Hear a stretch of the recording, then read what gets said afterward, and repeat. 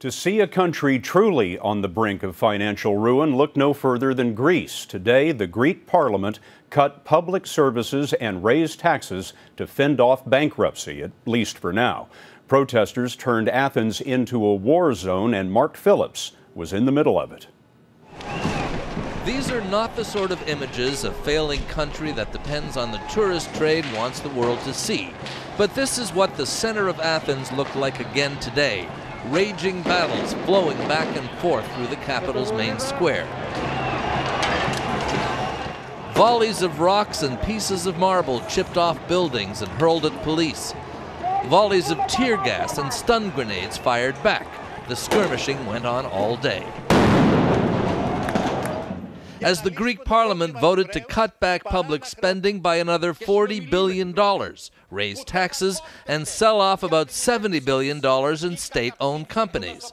Conditions demanded by the European Union and the IMF before Greece is given another massive bailout loan it can't afford to pay back. I'm an economist. This debt is not serviceable. It can't be paid back. No. The markets know it. That's why the spreads are where they are. What's the point of another bailout loan then? None whatsoever. They want to gain time. Time, analysts say, for Greece not to recover, but to manage a more orderly default on its debts. The violent protesters may represent the extremes of public opinion, but there's plenty of anger in a country where youth unemployment is already running at 40% in some areas, and the public debt is larger than the national economy. A country of 10 million people being $350 billion in debt can never pay it.